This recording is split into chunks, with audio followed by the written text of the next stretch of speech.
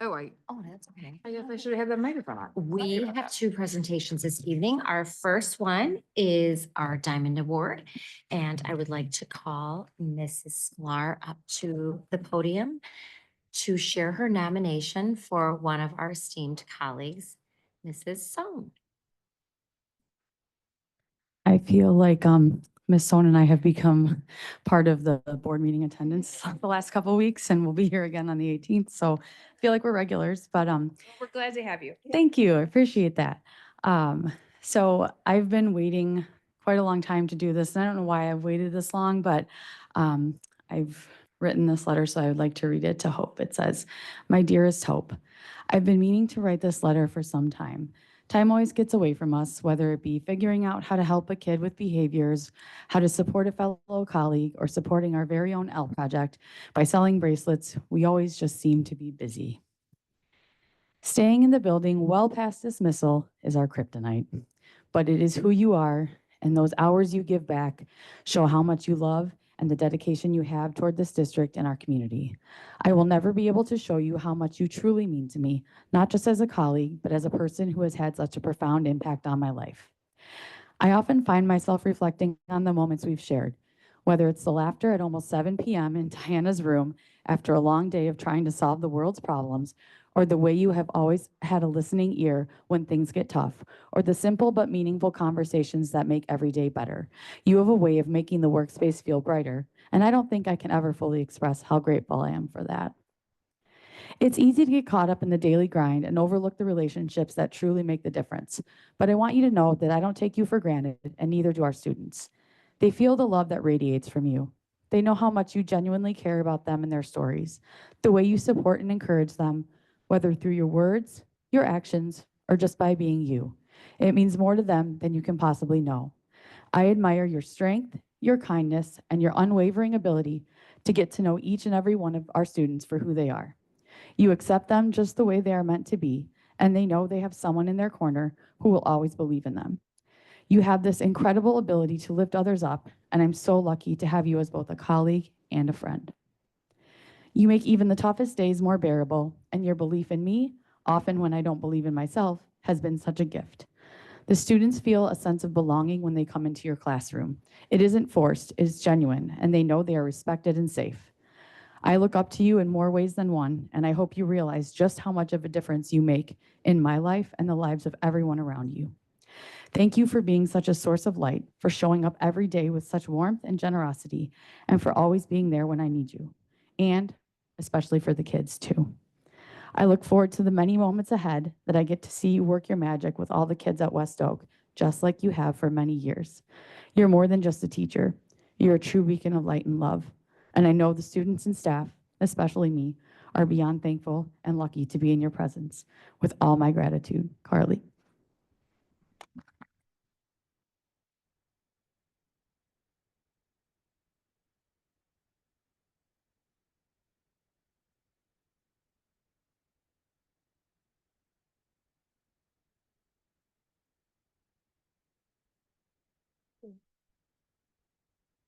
Would you like to say something?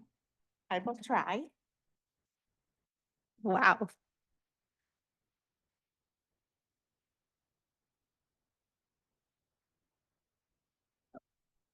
Um, wow, I don't even know what to say. Um, I have been, this is my, gosh, what year am I on? 28 year in the district. And it's my second home. It definitely is my second home. And when I started in the district, I knew that this was the place I was definitely going to retire from, which I will be if I don't renege. But I just want to say thank you. I love what I do. I I am a little humble because I don't think I deserve this award. I just do what I love to do on a daily basis. And I have the most amazing colleagues and administration that support me in everything I do. And I love my students. So thank you for this honor. Thank you. Congratulations.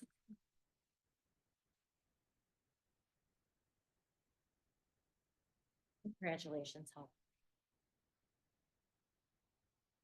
All right, I don't know how we're gonna top that, but I think we have one thing.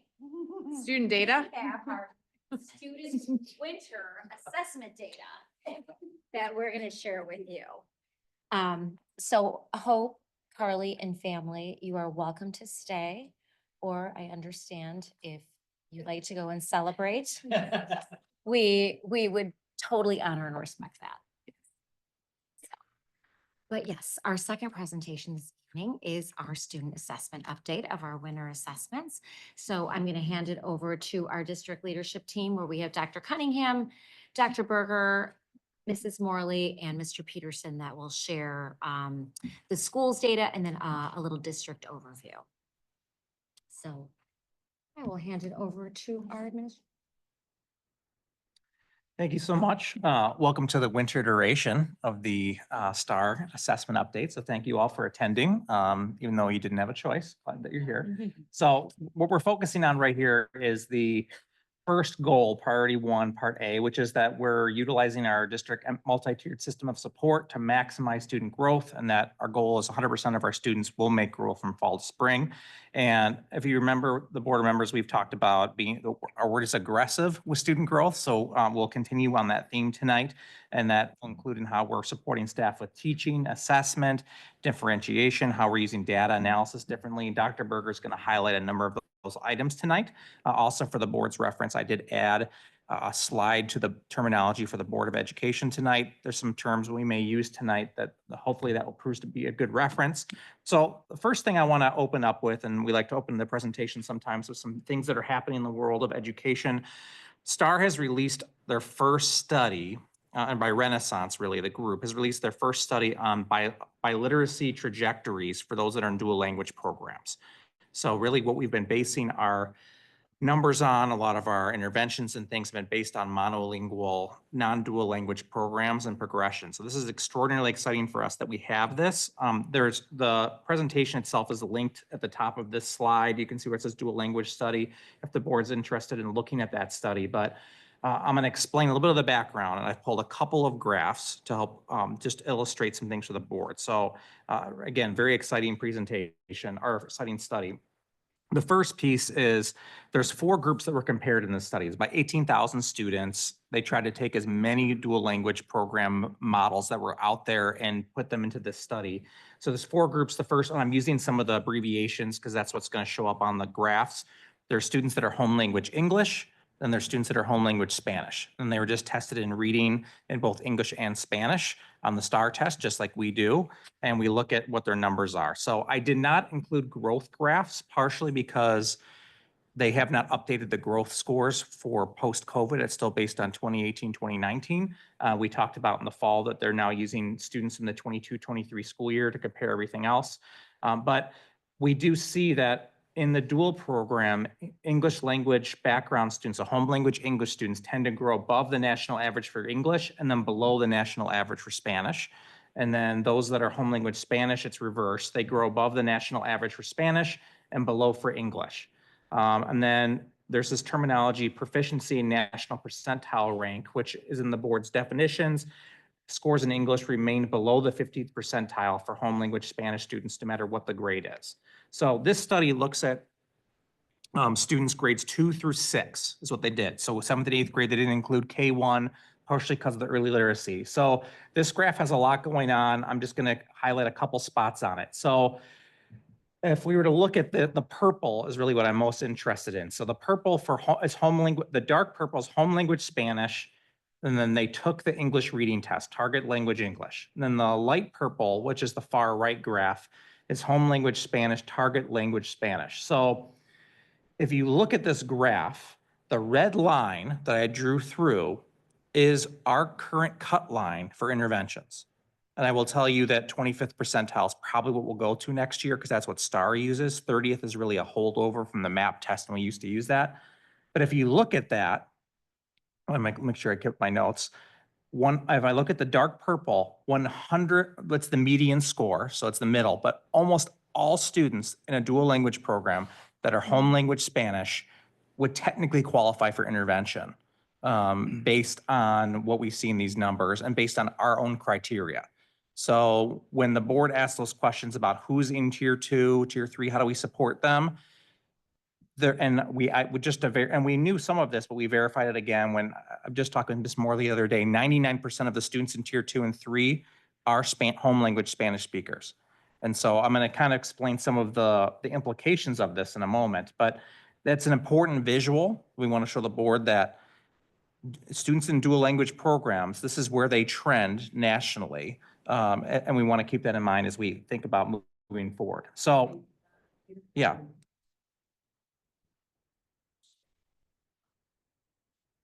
So that means basically they took, sorry, let me go back to it, change it on my slides instead of there. Target language Spanish means they took, that's how they did on the Spanish reading test. So if I'm a student, and actually I'm glad you brought that up. So if I was to take like let's take a third grader in the winter, all right, and if they're if their home language is Spanish, they score in the median score is 15%, 15th percentile for taking English tests. But in Spanish, their median is almost the 50th percentile. So they're in grade level for Spanish. So this is important. And it's a question I'll get to in a slide or two from now, which is, do the students really have a reading deficit or are they just acquiring the language? Because they can do the skills in a different language, if that makes sense. It's a very important piece out of this. So thank you. Well, it's all new and it makes sense that it's not totally clear. Same terminology again. Now what this one is showing is what we call grade level equivalent. So it's defined for the board, but essentially if I was to take, I'll use just a simple one. Let's look at 6th grade. Look at the blue column. Those are students who's home in a dual language program, whose home language is English, and they took the English reading test. They perform as well as an 8th grader would on the STAR test about a third of the way through the year. Doesn't mean they can do 8th grade content. It means that's the median score. And this is exactly really what we see in our dual program. By 6th grade, our English speakers in the dual program typically score well above grade level. Our Spanish speakers tend to score a grade level below on the reading test. So if I was to run this report right now, just for our school, not national, it would look almost exactly like this to give you the board an idea of where that is. So essentially, to use the dark blue, that's our English speakers. You can see they start a little bit above. So you ask a lot of questions about who enrolls and what supports they have from families. But by 8th grade, they're way above where monolingual peers are. Home language English, target language Spanish, you can see it's much lower. A lot of the arguments for that is that there is not a lot of exposure to Spanish outside the school day, but there's plenty for English, which explain why it's 2 grade levels behind in 6th grade for if you're an English speaker taking the Spanish reading, but only 1 grade level behind, based because of the amount of English exposure they're getting through the day and outside of the school day, that is predominantly English over Spanish. So I'm showing this graph because this mirrors almost exactly what it looks like in our district, almost exactly. So there's some implications to this. Let me make sure I get ahead. I want to make sure I capture everything. So our District 76 data, as I mentioned, either we outperform what we see nationally, where our students in Spanish and in English perform, or we are right on. We're also going to eventually use, they have these scores, they call them scaled scores. If you've seen your kids' reports, they give the scaled score. They have recommendations. This is their first iteration of this kind of report of where they think dual language students should rank. So we'll probably start to use that, and we anticipate by next fall, we'll present to the board those that are in the dual language. When we show you the things we're going to show you in a second, the 3 tiers, we'll probably show you it for dual and we'll show you it for gen ed, because now for the first time we can show you the difference between the two. So we'll do that for the first time. We also have a very big interest in what ISBE is going to do. They're doing these report card tours right now that are happening across the state.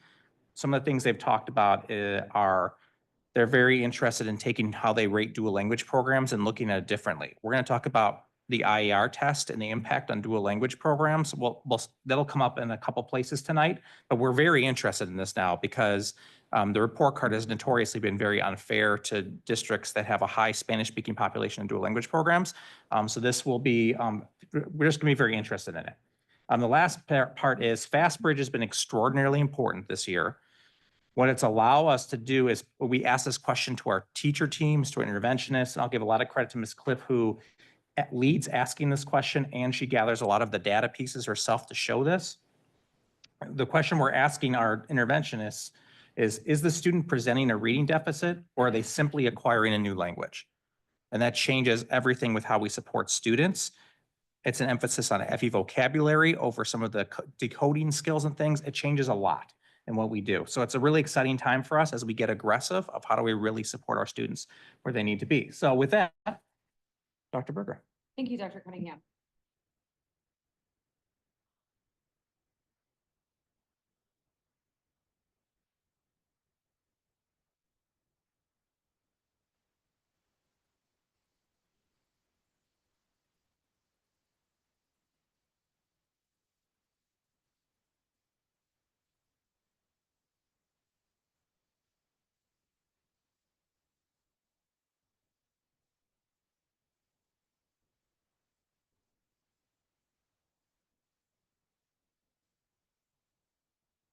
Things that we noticed when we were looking at our winter scores was that there were actually some students that had a test duration of less than 10 minutes. Some students we even found with a test duration of 3 minutes. And it may very well have been because they might not have enjoyed STAR testing, which we understand.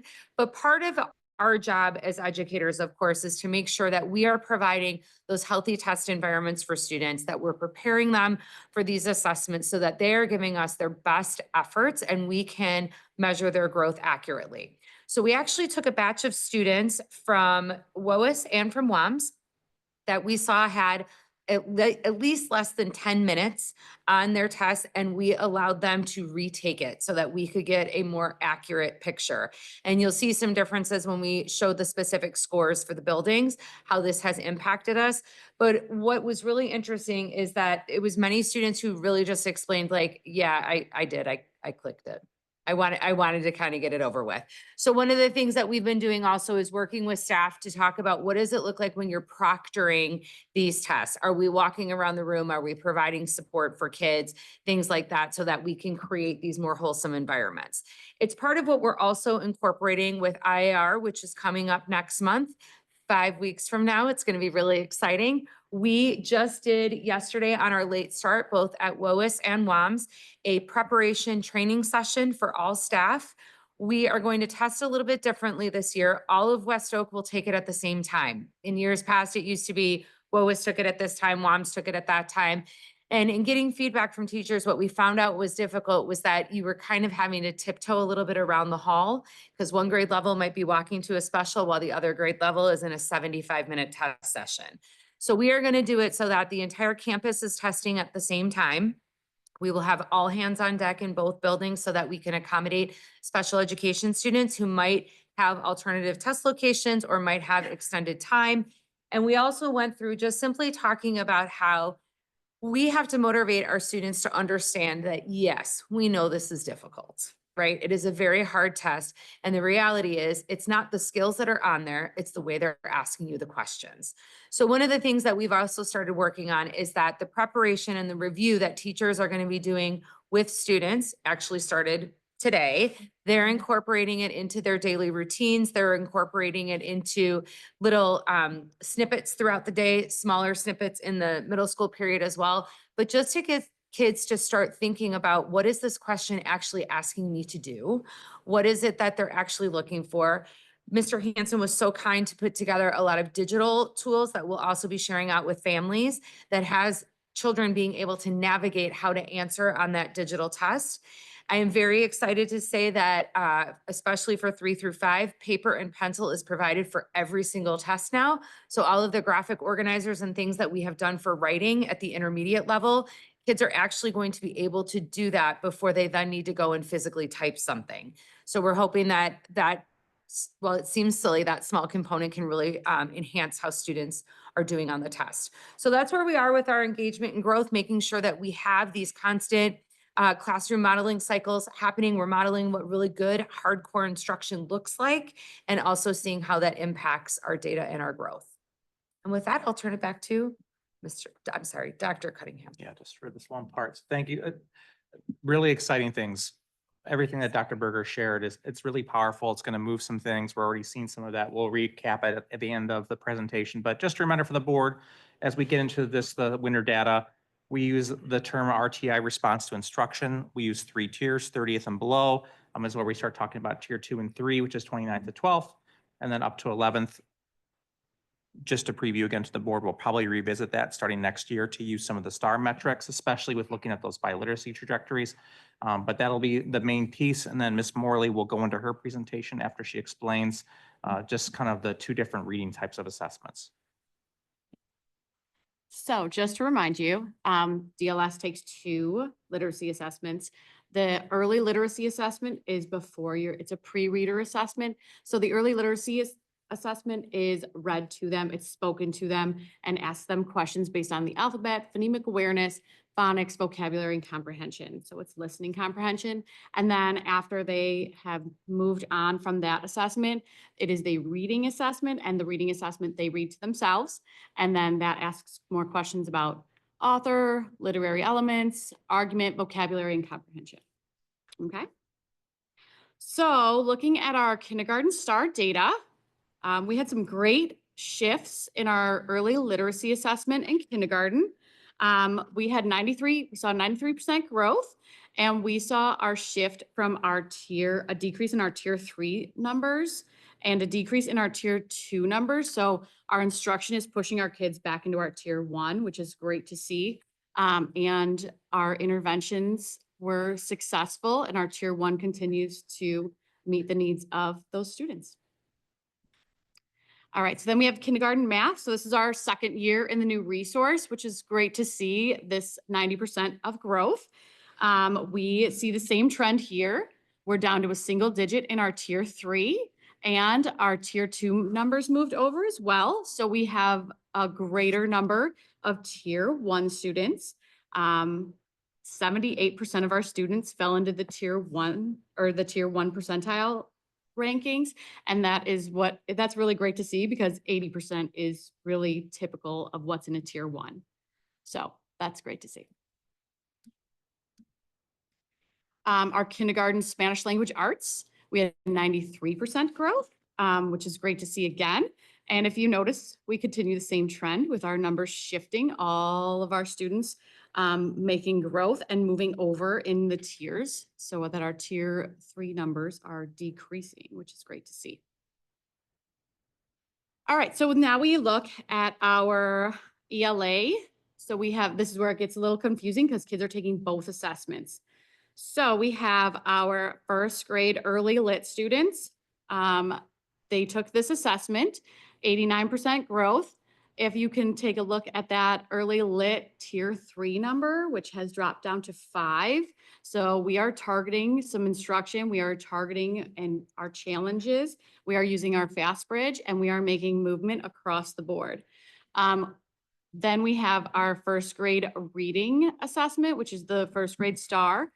We had more kids take that, or 17 kids take it, but we had more movement. So all of our kids that are taking that reading assessment are moving over into our tier 3 section, or our tier 1 section, sorry, not in tier 3. So that's a great movement. And then we have our 2nd grade scores. We see the same trend where our numbers are shifting, and we're moving kids from our tier 3 up to tier 2 and into tier 1.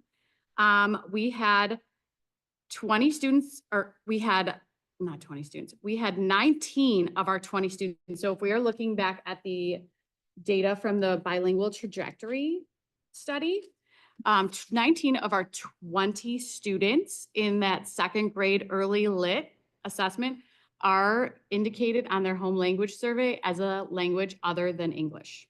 So we fit right into that study, and we have great growth, but we know that learning that language and acquiring that language is difficult.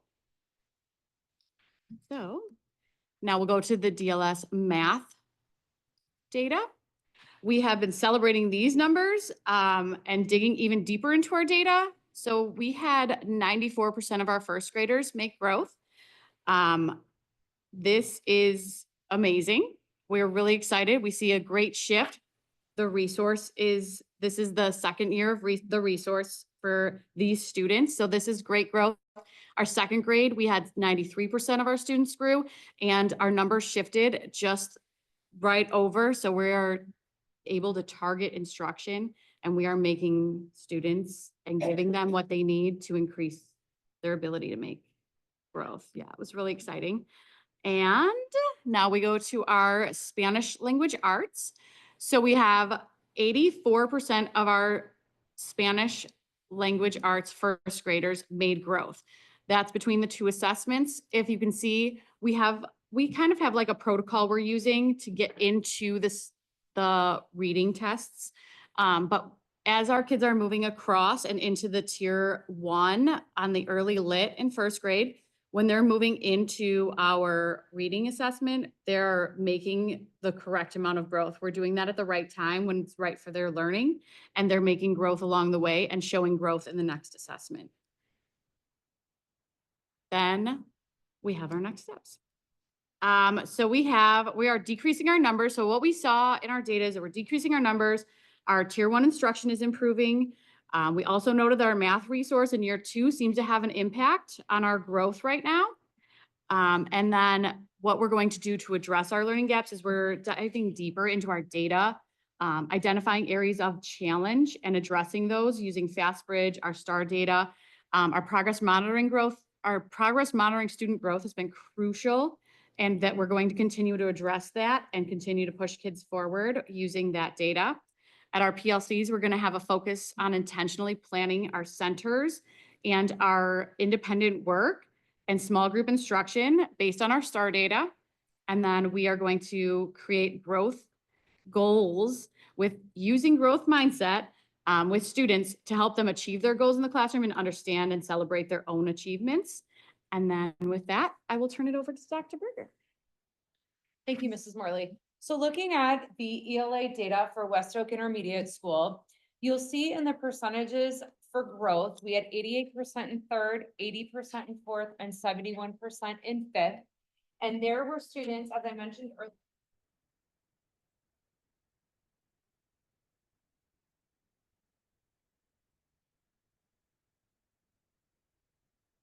specifically for third and fourth grade is usually anywhere from about 70 to 75% of our students growing. So as we've gone back and we're digging deeper and we're looking at things like test duration, we had improvements of anywhere from 5 to 15 percentage points. So it's definitely thinking about, are we ensuring that our students are taking these tests in these calm learning environments, giving their all, and that we're looking at every single score individually. What we saw with the 71% for fifth grade is 70% of our students within this score. There was a limited amount of students that actually retook it for fifth grade, but scored exactly the same or very close, even when they were given additional time. And part of the reason for that is that when we see this shift going from fifth grade onto middle school, much longer passages that need to be read, much more complex vocabulary, much deeper comprehension questions in comparison to what they've experienced in third and fourth grade. Next slide, please.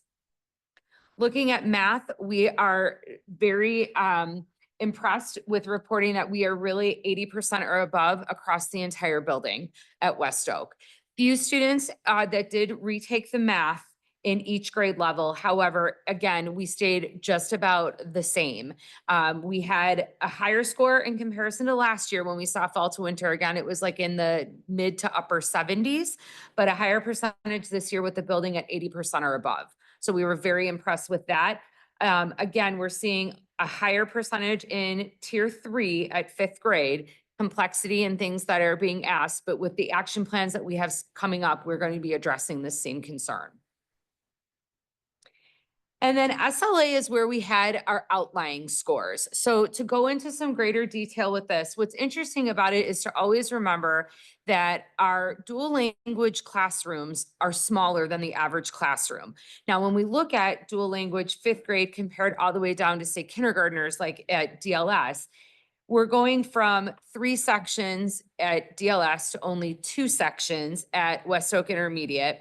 There are some more 50-50 flips at the intermediate school in comparison to when they're starting out at DLS. But what we had here is that you have very few children who are actually in tier 3. But when you have such a small sample size of students, every single score counts even more than when you have a larger sample size. So we looked at all 3 of these scores very differently. 74% of our 3rd grade students, as they're coming into intermediate school, have shown growth. 94% in 4th, which was a very high score that we were very impressed with, and 48% at 5th grade, which I will explain to you in the action plan we are already addressing in talking about, why we're at less than half of our students making that growth. However, just like Dr. Cunningham was saying before, when we're looking at the difference between are these Spanish speaking students, are these English speaking students taking the Spanish assessment, you see a very different percentage of growth between the students.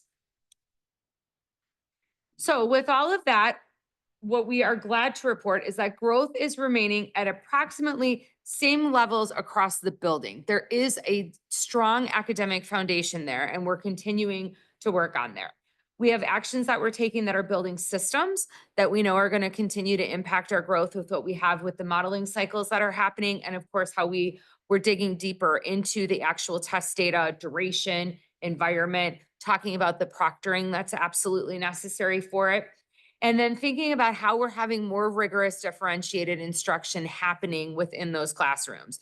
There's, of course, a lot to cover in every single grade level. I think the shift from the early childhood setting to the intermediate one is a little bit thicker, just like it gets thicker when you move on to middle school. So it's figuring out how do we manage that classroom time? How do we make sure we're covering the standards that we need to cover? How do we make sure that we are preparing our children and looking at things in vertical alignment as well? We're also building more awareness with our deeper digs into the monthly data. We have full PLC models happening at WOS this year. I am monitoring those meetings and working with teams and the instructional coaches. So there is support that is given to those teams every single time we look at data. A week of math, a week of ELA, a week of behavior and logistical, things that we go over, and then also data that's collected in the classroom. So teachers are also looking at the growth comparison from when we look at the benchmark to what we see in the classroom. So it's giving them some very different, more personalized growth plans for their students. And of course, we're always examining our building schedule because it's just always tricky. So we will continue to look at the building schedule to make sure that we are providing as much instructional time as we possibly can for our students and really hitting all of the learning targets that we have scheduled for them. So with that, I will turn it over to Mr. Peterson for data of West Oak Middle School. All right. Thank you, Dr. Berger. So there is at West Oak Middle School, there are a number of items that we have to celebrate and are very encouraging. And I think Dr. Cunningham coined the term last spring and it stuck about being aggressive. And that is exactly what we have done here in regards to our approaches, practices, and curricula that we've newly implemented here this school year. So really with our data, I just want to first point to the percentage of students that have grown from, with 6th, 7th, and 8th grade with regards to our reading scores. This time last year, we were at 54%. So, right now, we look at, over almost like a 12% increase on average here throughout the middle school, which is very exciting here. Doing a deeper dive with this, we looked at 7th grade and 8th grade. I always like to compare between the school years, the same cohort within different years. So looking at our 7th graders, as 6th graders last year, there were 41 of them in either tier 2 or tier 3. There's 27 now, which is a decrease of 34%, huge amount. Same thing with 8th grade as well, which was 48 kids were in tier 2, tier 3 last year. We're at 32 now, which is also a decrease in 33% as well. So very encouraging. We're seeing them we're trending in the right direction. And I think it points to the interventions that we are putting into place, but also kind of some of these new approaches too. And we'll talk about that a little later. As you may see here with that tier 3, really, this is kind of the basis for our school improvement plan and our action steps. And as you might look at it, initially it looks like, oh, they're not moving. What is going on with that? When we did a deeper dive with our PLCs, well, we found that nearly every one of those kids that are in tier 3 are within our special ed population, but also our EL kids as well. What is doing a further dive into our special ed population is, for the past however long I've been here, this is year 5 for me, our special ed kids have kind of stagnated with their scores. We're actually seeing them go up now, which is something to celebrate within itself here. So Dr. Cunningham, if you go to that next slide here. So Dr. Cunningham mentioned here, does that tier 3 or those EL kids, those tier 3 kids, does this have to deal with reading deficits, or is it a language barrier? So what is the answer to that? And I think this next slide really points to that. So if you look here, the wide majority of those kids that fell in that tier 3 range aren't in tier 3 when they take these exams in their native language. And some of the, number of these kids we're testing in that tier 1. They might be at that first percentile in English or English reading, but they're high in that tier 1 level when they take that in Spanish. So really it just points directly to they're learning our language, and that's what it is. What I thought was interesting is that out of 37 kids in the 6th grade that either were part of the dual language program or EL speaking kids that have just newly entered our building, not one of them tested in that tier 3 range, which is fascinating. Some of them scored extremely high, and we're altering our practices because of that. And I'll mention that in just a little bit. But same thing with 7th grade and 8th grade. At the scheduling level, when it comes to our students that are learning the Spanish or learning the English language, we've typically have kept them in one cohort, and they've kind of moved throughout the day all together, all 9 periods of the day. We've coined the term of, acceleration over remediation. And that's exactly what we're doing here in regards to our PLCs getting together and our teachers agreeing like, hey, we can support these kids without them being in this cohort of EL speakers. So let's try dividing that, taking them out of that cohort where there's a little less of their peers that only speak English or Spanish, and let's expose them more to the English language as well. So, and we're seeing some great results with this, and with some of these kids that may have been in that tier 3 range, but scored in like the 95th to 97th percentile in Spanish reading, we've actually moved them not only out of that EL cohort, but we're moving them into accelerated ELA this year as a pilot. So, and we're just seeing their languages blossom and accelerate like what we're looking for as well. If you go to that math one now, thank you. So looking at this, at this time last year, we're right on par with about 64% of our kids last year were showing growth. What I want to point the board to though is looking at our tier 1 numbers with 7th and 8th grade, 7th grade going up 14 kids in that tier 1 range, which is a huge celebration for us. And as you can see there, the tier 2s and tier 3s are following suit. Same thing with 8th grade, went up 10 kids in that tier 1 range. Obviously our 8th graders are our biggest class in the district, but we've never reached 80 kids in that tier 1 range before. So I think that's something very, that we'd like to celebrate as well. Same thing here with our kids that were in that tier 2 and tier 3 ranges. They are down significantly. Both of them about 25% decreases in that tier 2 to tier 3 range, moving into that tier 1 range there. So things that we're seeing is that over 60% of our students have shown growth, which is a nice celebration in itself. But also, as I said before, here scores with students that have IEPs, that they're starting to move, and they're starting to move in the right direction. Are they out of that tier 3 range? No, not all of them, and some of them have, but they're starting to increase though. And we have not seen growth with this group of kids in multiple years. So, very encouraging there as well. So what are we doing to address this? Like I said before, we have been aggressive from the start, and we've had a sharp focus on what we can do for our tier 3 kids. But with our special ed students, we've kind of moved them out of those instructional classes and pushed them into those tier 1 content core content areas as well. So really exposing them to that tier 1 curricula.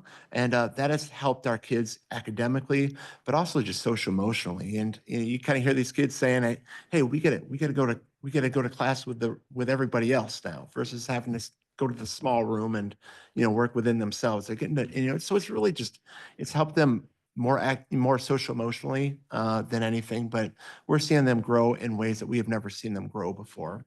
Our push, our interventionists, because our numbers are going in the directions that we want them, our interventionists are now starting to assist our core teachers. So they've been kind of pushing in and supporting at that tier 1 level as well. As Ms. Morley said here, we're doing regular progress monitoring with our kids, really just getting a lot of important data and grouping them appropriately because of that.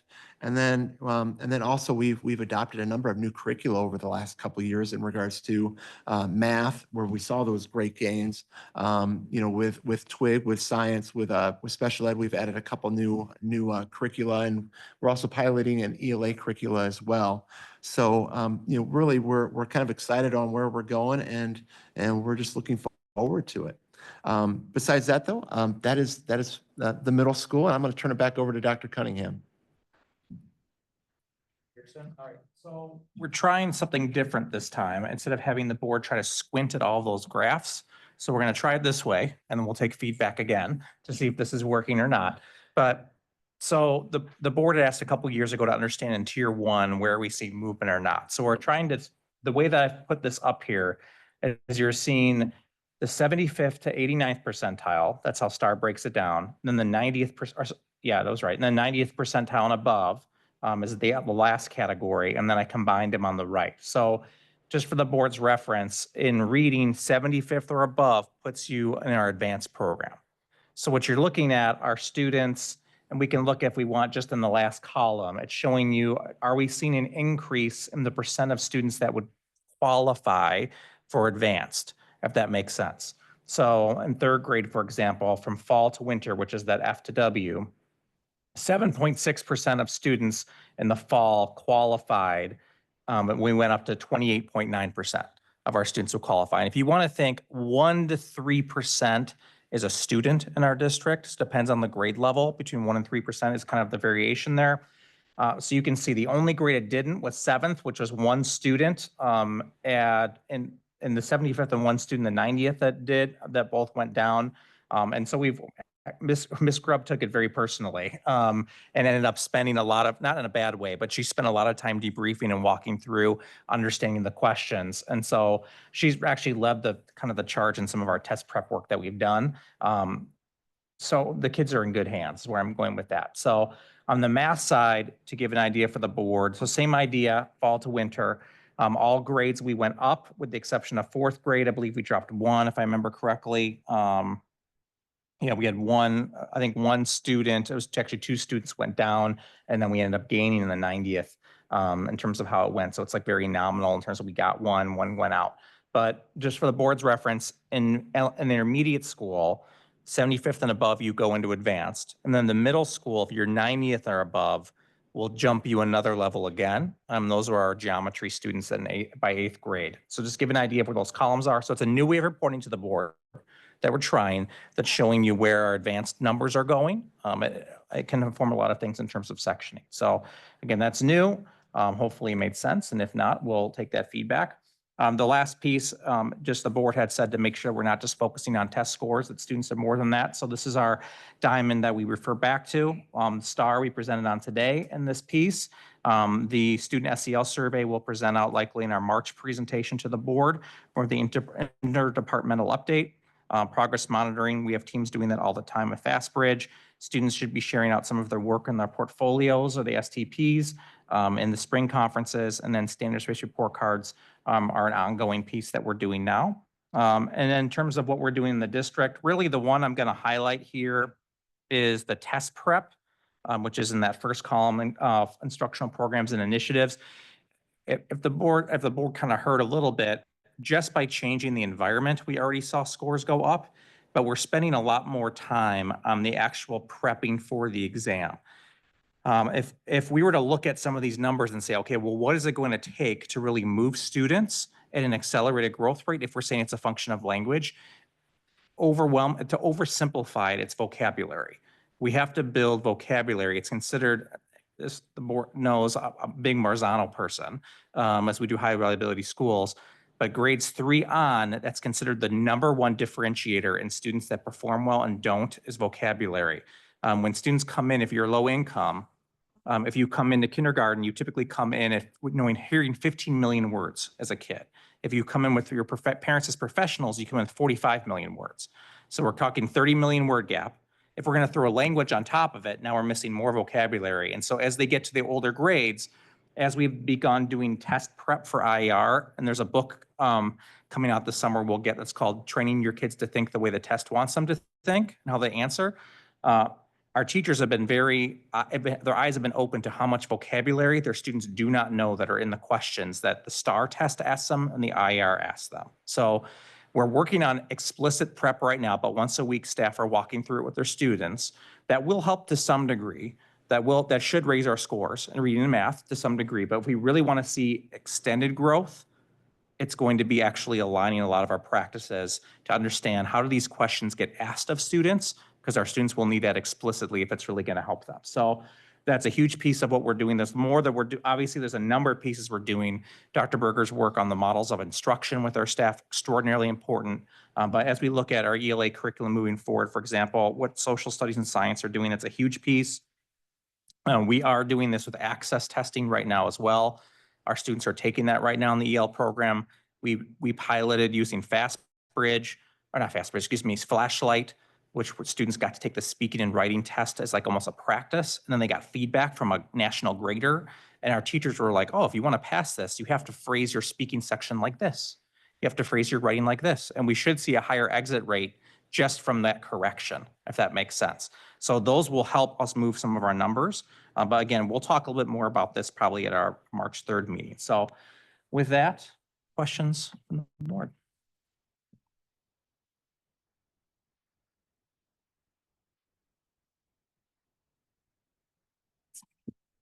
So when you say dual language, do you mean the dual language program that we see with English speakers learning Spanish and native Spanish speakers learning, or how we do it with sort of what would also be considered bilingual? At least that's how it had been years ago.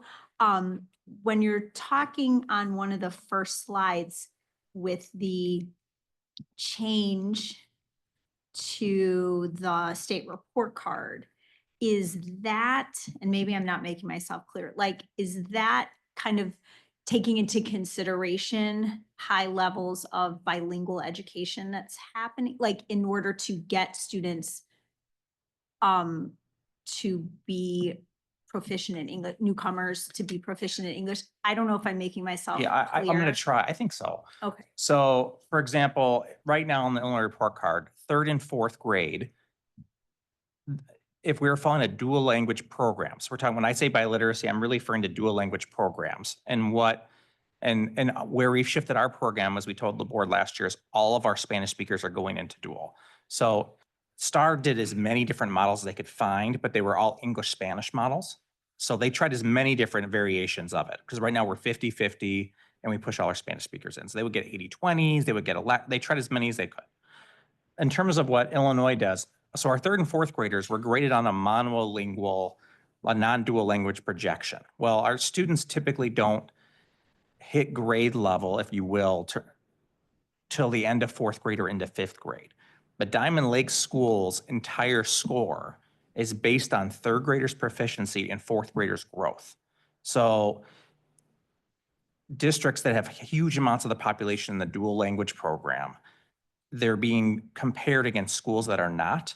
And it just, it's has a very adverse effect on the perceptions of the district and the programs, if all that's making sense. So it's a big deal to us that the state wants to reward, as we get these scores, we get these points, but they want to give points to dual language programs. I think my guess is to offset the scores in terms of growth and proficiency, because you see the growth.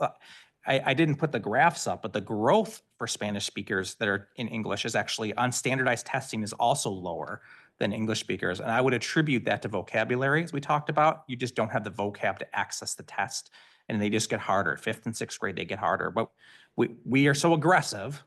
We don't want that. And we are going to beat the curve on these tests. That's our goal, is to fight the curve and push our students up.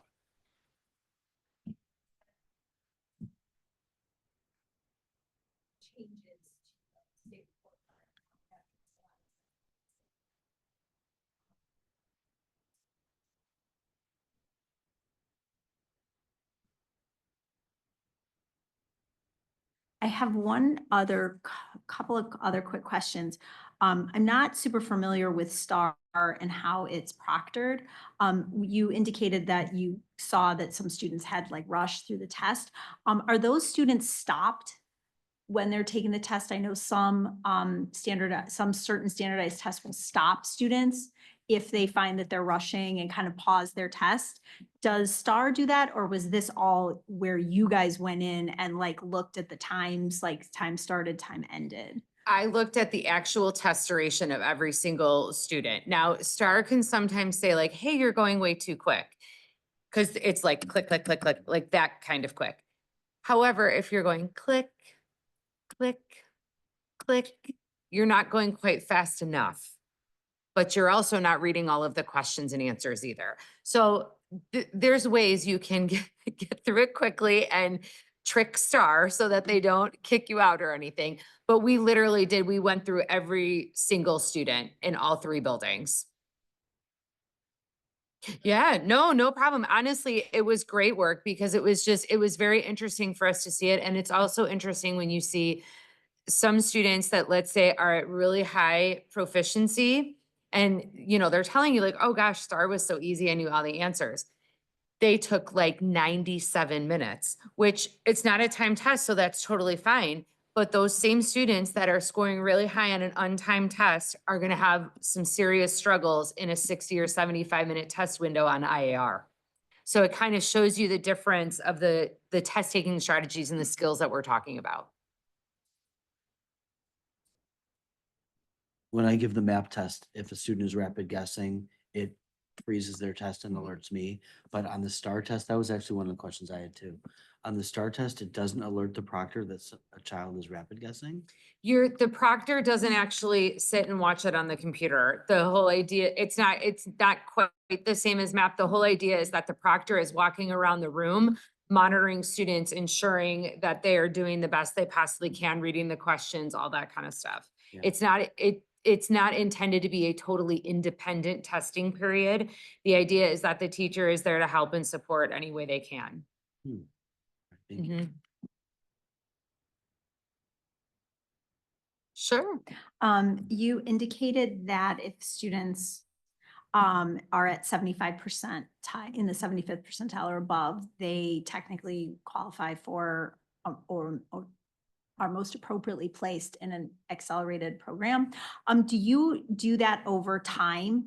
Like, does a student need to have 75th percentile or above for, let's say, 3 tests before they are moved? And kind of the same thing with students that have, obviously we have the benefit of being able to kind of handpick students because we are so small, which is great.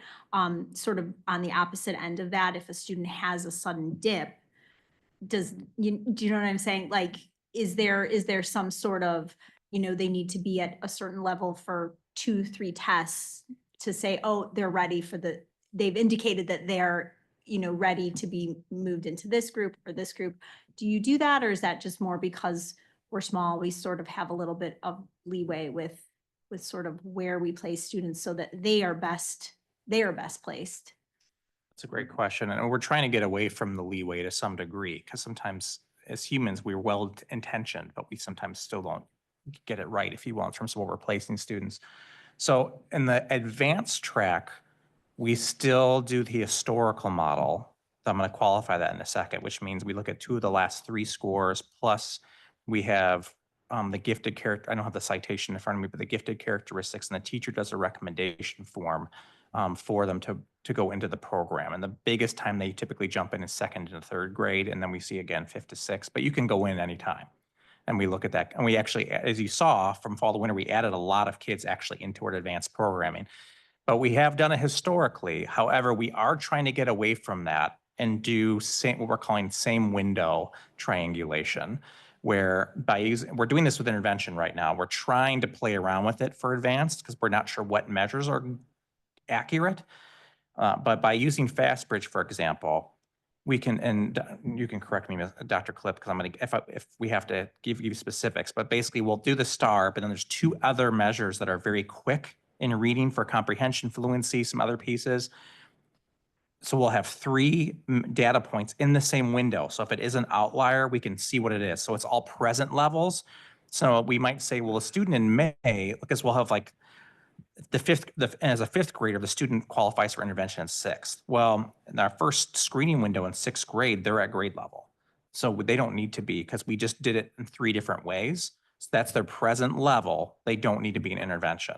So for gifted, we've played around with the grade level readiness assessment. There's some other things we have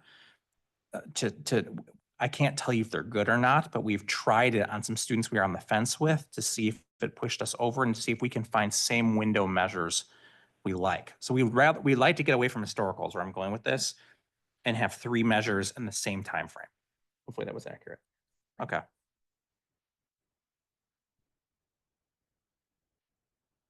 Can I just ask a couple quick clarification questions? So for the 75th and above breakdown, is it saying that, like, so if we look at 3rd grade, the combined breakdown for reading is 28.9, is that like, so 28.9% of 3rd graders are at 75th percent or above? Yeah. Okay.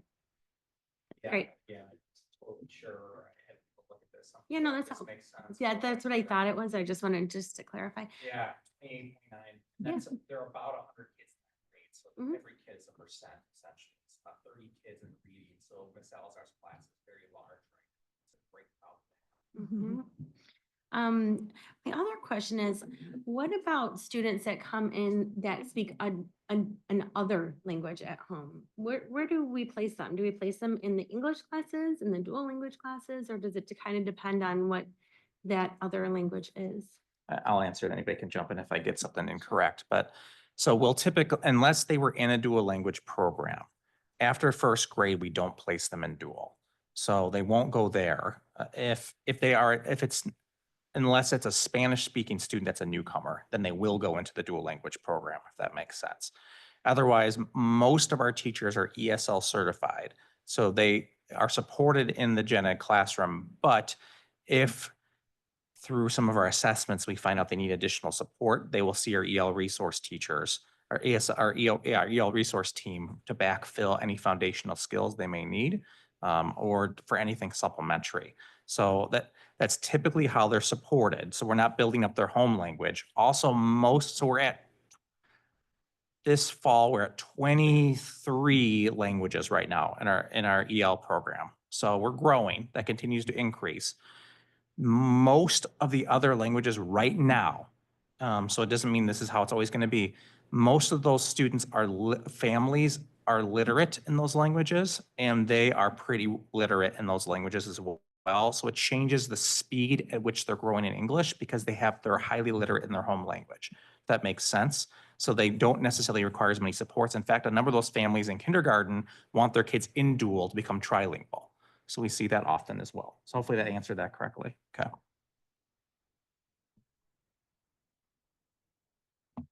I was just gonna ask about the after-school programs that we have for math and reading for tier 2 and tier 3, because I feel like we see this all the time, but we don't really hear any data or get any feedback about attendance. So what impact do those programs have?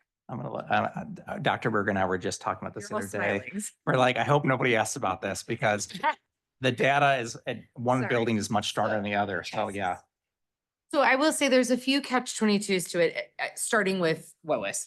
Band, choir, Girls Who Code, all these extra clubs and things that we offer that are such incredible experiences for our kids. When you think of someone's schedule, for example, if I am in band, fifth grade band, I also want to do ELA, but I also want to do Girls Who Code, and I also want to do this.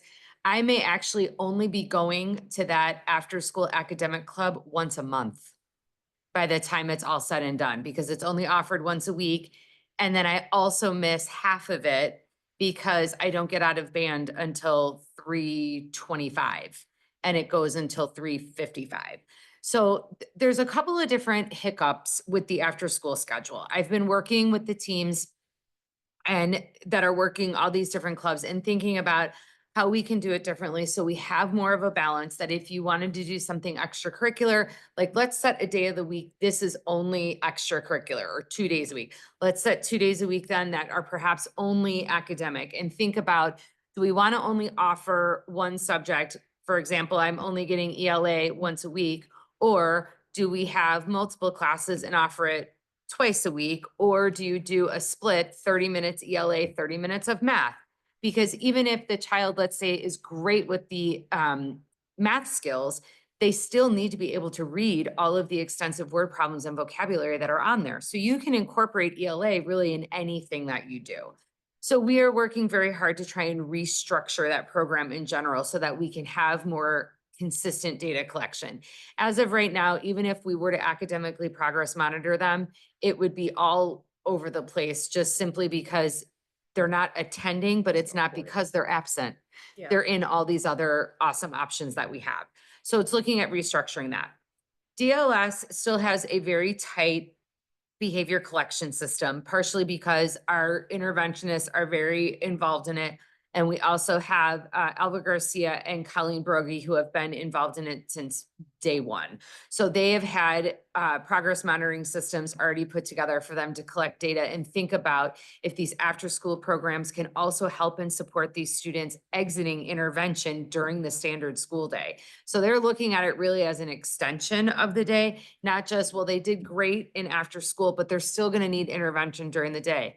Not necessarily. If they've made enough growth and they're showing that they're at that 30th percentile, or even if they're above and in the second tier 2, I'm sorry, we might service them differently now during the school day. So it's not looked at as such a separation in learning. It's just looked at it more of a continuous plan. Does that make sense? Yeah. Okay. And then what about at the middle school? Yes. Mr. Peterson? Yeah, and I wish we had some better data in regards to kind of the before and after too, but we've been running tutorial. That is Mondays and Wednesdays. Some of it is a focus on math. The other is everything else. And it is held by, it's covered by two of our staff members as well. Currently we have about 20 kids in there. Like Dr. Berger said, though, some of these do get pulled because they are out for sports, and if they have a game, we've been trying to kind of mix the two between them being able to explore different clubs and activities, but also getting them the help and support that they need. But I think you bring up a good point in regards to, are we seeing progress with those groups of kids, and are they doing better in their classes, and and that kind of thing. But we do try to keep up with, we do try to progress monitor in regards to moving kids out if they show that they have shown growth and they're well on their way. Obviously with standards-based grades, it's a little bit different versus, hey, get in this assignment and now you're passing, or you got a C now and now you can exit out.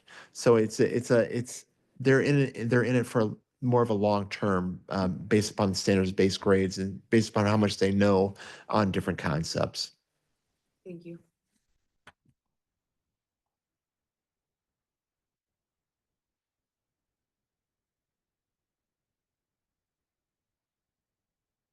Hey, everybody, thank you very much.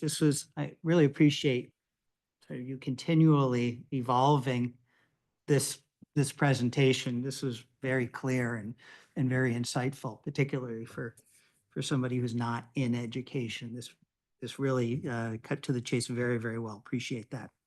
One thing I noticed from the data, it seems like that there's a noticeable dip when we go from K through 4 to 5. And what I was wondering is this something that's unique to us, to D76, or unique challenges? Or is it something that's more fundamental to kids who are 10 and 11 years old and the way that they learn? If anybody thinks of something smarter than me, please jump in after I share, but it's not unique to us. I'll share, I guess, to go back to like, if I was to show like the grade level equivalence, if you will, where you see students that are home language Spanish, target language English in the dual language program are about a grade behind.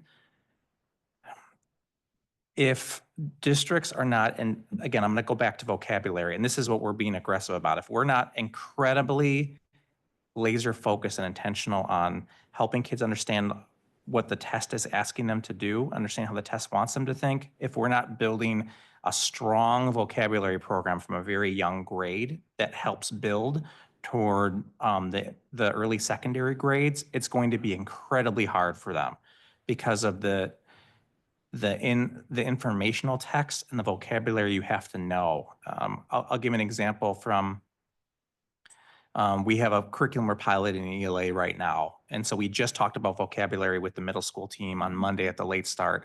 And so that one of the Ms. Salzman gave the grade level vocab quiz to start the unit. And she, out of all of her students, hopefully I'm not quoting her wrong, out of all of her classes, only 4 students passed that vocab quiz. Because most of the students had never seen those words, and that you had to know those words to do that, the actual multiple choice sections. The amount of vocabulary keeps increasing, and so there are strategies you can use to help address it. But in terms of our demographic, if you want to look at our demographic nationally, it's not unusual, but it requires something. It requires more from us to be aggressive with it, and the more we learn, the more I feel like the less we know, but also the more we know on how to help our students. So it's not unique to us, but it requires a lot of intentionality with helping build our kids' schema or schemata, if we want to use the fancy words. Is that because that what might have been easier to do at a certain point in time, meaning after 4th grade, just it sort of catches up? And there's, I mean, I guess, fundamentally, it's not as easy to keep growing if you don't have the foundation of vocabulary. I mean, it just appears if that was it, then Yeah. that's like a critical year. If I could argue, like, not as an expert of all things, just me sitting here, yes, that's exactly right. It just becomes, you hit a frustration point, and like I've hit where I'm going to need more if I'm going to continue to grow here. I don't know if that's fair as I'm looking down the road to see if somebody feels that that's inaccurate or have a different opinion, but that's really the discussion we have, is what does more look like, and can we start it young? And how do we continue to reinforce that through the early secondary years? But it's what you're saying, I would argue, is exactly right. I know with, again, MAP clusters the test range 2 to 5, 2nd grade through 5th grade. And we see, when I was teaching in the middle school, we would see a dip in their 6th grade scores because they're taking now the 6th grade range. Does STAR work equally like that? Is there like a range? So like that, what Mr. Hoffman was saying was the 5th grade dip, is it like a 1st to 4th grade range in the STAR test? Yes, and a little bit of no, and then it's a little bit like the GRE, and it's supposed to level you as you go and change your question. The problem is it'll be like one question on that whole skill the whole time, but that's how IAR is too. So it does have certain bands. It does get a lot harder in terms of if you were to ask me the 4th to 5th, what I'd have to do is we have a tool called STAR Custom where I can run the same standard and the same question in both grades. I haven't done that yet, to your point. But we could find out and say, okay, I'm going to look at the 4th grade, same standard grade level in the 5th grade. how does that question look? And we've done that for the IAR, and it does get much more 'Cause difficult. I wonder if the fifth graders are taking like fifth through eighth grade band, which is you would expect a dip, I think, in fifth grade, just like we expect it in sixth. And we see that in sixth because it's like a different.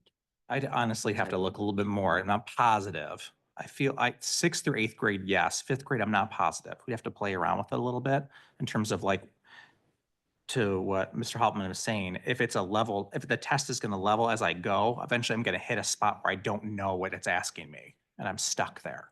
So if they're hitting that in fifth, so we're getting better at it though, where we can ask those questions. We can give them the exact questions that they're being asked. We watch the kids and where they struggle and not, and we can pinpoint it in terms of what shows up on exams. So we're trying to get better at answering that. We're just starting on the journey, if that makes sense.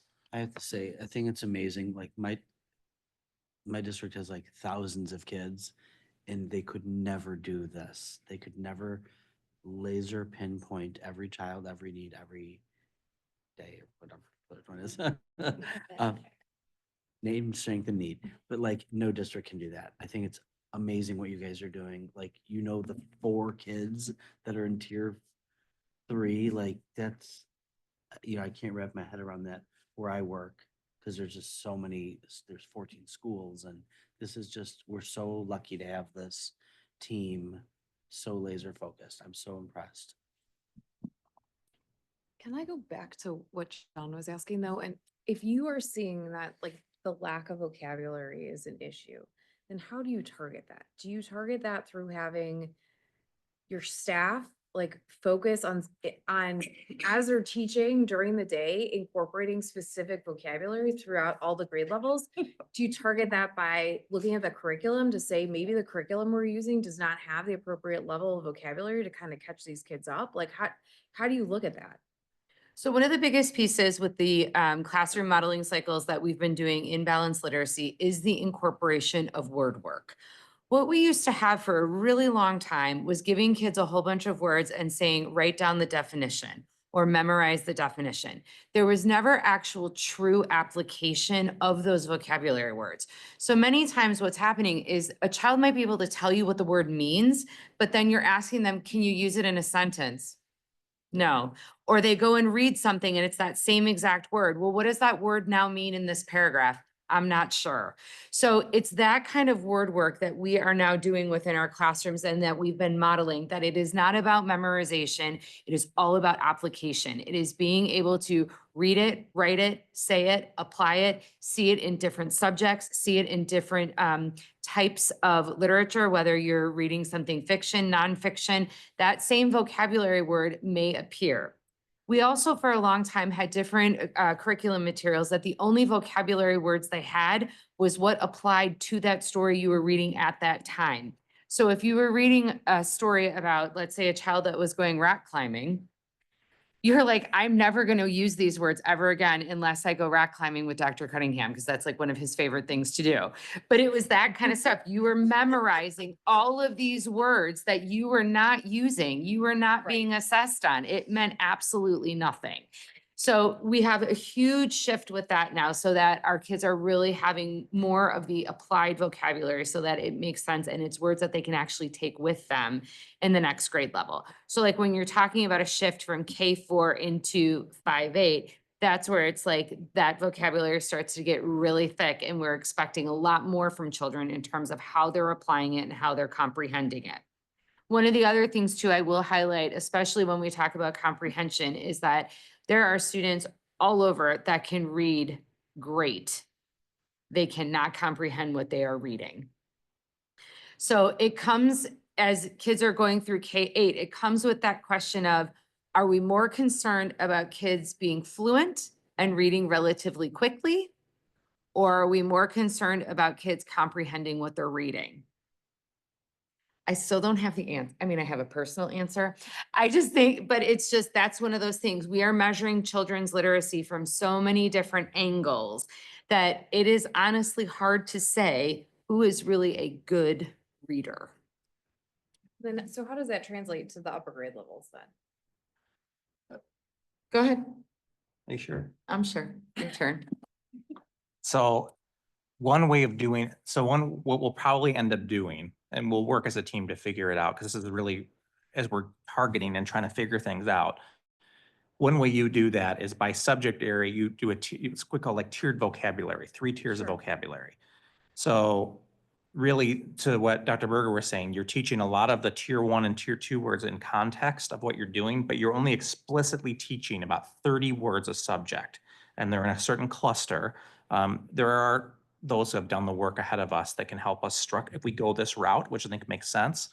So each team will identify basically 30 explicit have to teach these words, and they don't have to do it on their own. We can give them the resources to get there. Then the other words that fit into their subject area and year, they're going to make sure that they're being incorporated in context of what they're doing. So that's a lot of how it does translate. And it's important you have to do that because now you get kids that move in from out of the country, other Yeah. places in the middle school, and it's always hard to jump them to upper level, secondary level English when Right. they're not used to that. And so that's one approach that it's been kind of research supported, and it fits into our unit designs we're doing this year. Thank you. In the presentation, an example that you gave was telling kids to sit around the perimeter of the rug. Is that what you're getting at, is applying Yes, vocabulary into sort of everything? That's very it clever. could Okay. be, yeah. And Dr. Berger and the coaches have done such a great job with finding cool ways to do it and knowing exactly which teachers need more support than others.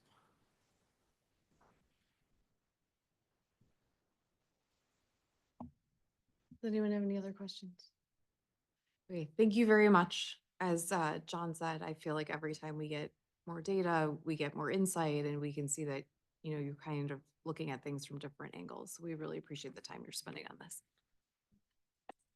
That concludes our presentations, but I just want to say, I know that everybody at the table spent a lot of time putting this data together and the coaches.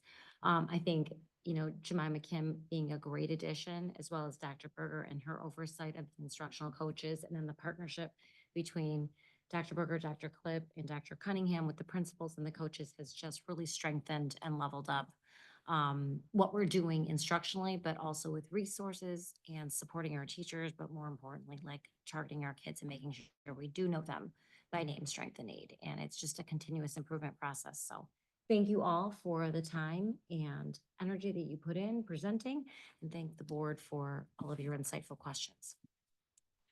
Okay, now we will move on to the business agenda. We have a couple items for review, and we have a couple items for action. So the first item up is the omnibus vote agenda, which is just up for review, and we will be voting on that at our next meeting.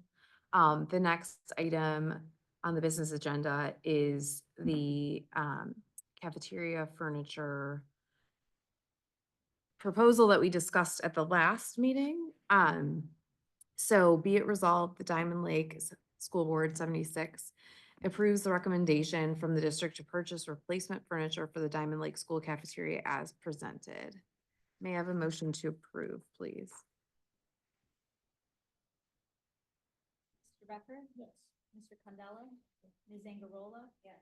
Ms. Bailiff? Yes. Ms. Hale? Yes, Mr. Houtman? Yes. Ms. Sullivan? Yes.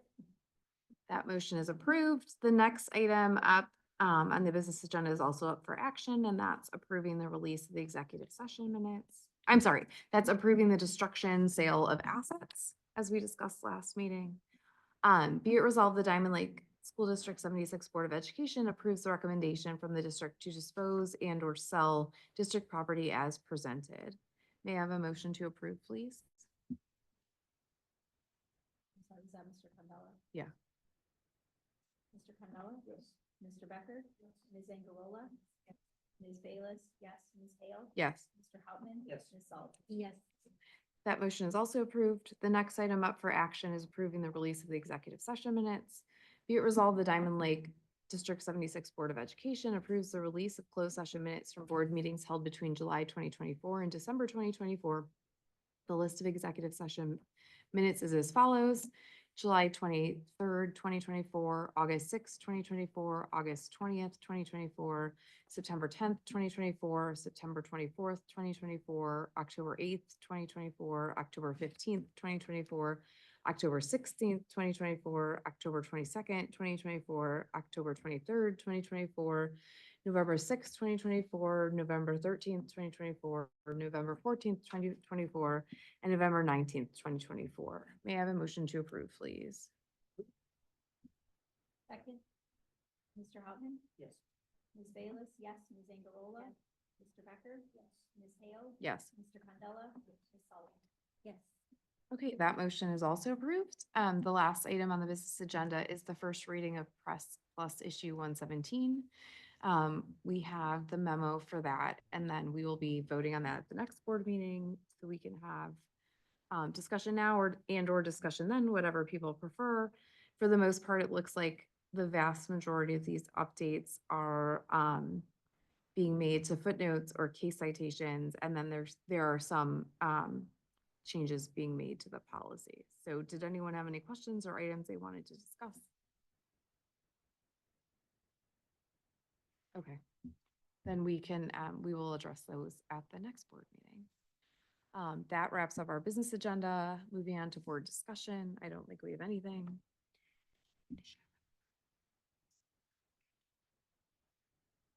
If you want. So I just wanted to share, I don't think we're going to be needing to go into closed session tonight. I wanted to give the board an update on the principal interview status of the candidates for the West Oak Intermediate School principal.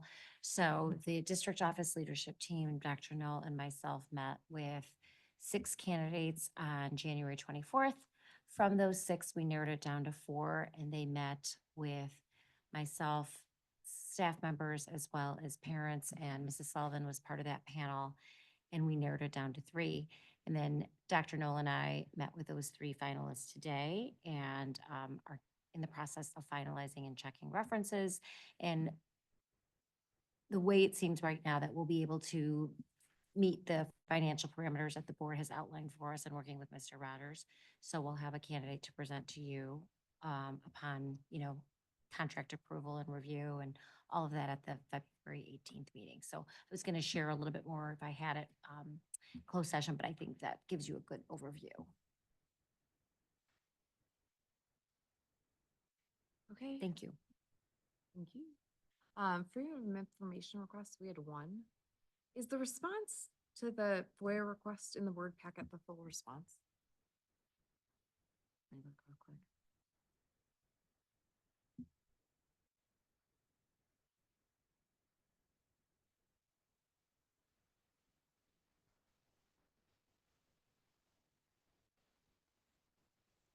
I don't think we had any responsive rec, right? Like that was it?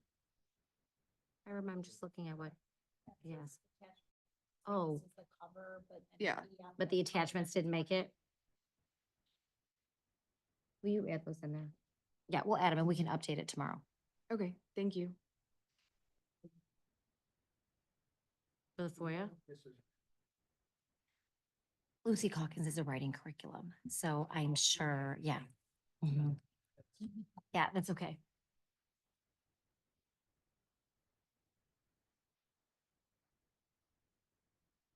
Okay.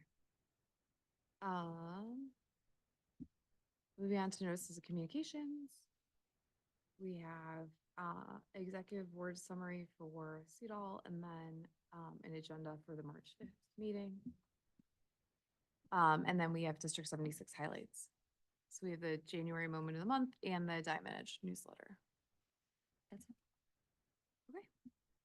Okay. Moving on to public comments and petitions on non-agenda items. Erin, do you have any comments? Sorry. Okay, there being no comments, we move on to others. The only thing we have for others is there is that Lakes Division meeting on March 12th. It's at the DoubleTree. It's for dinner. So if you would like to go, please let Hiram know and he will sign you up. And they are talking about that. What is it? I'm gonna butcher the name, but it's Vision. I was gonna say Project 2030, but it's Vision 2030. So it looks like that would be an interesting meeting. Okay, and then does anyone have any others? Well then, since we do not have an executive session this evening, can we get a motion to adjourn?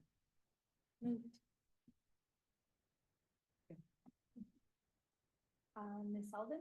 Yes. Mr. Howman? Yes. Ms. Angarola? Yes. Ms. Bayless? Yes. Mr. Becker? Yes. Ms. Kale? Yes. Mr. Condell? Hey, thank you, everybody. Thanks, everybody.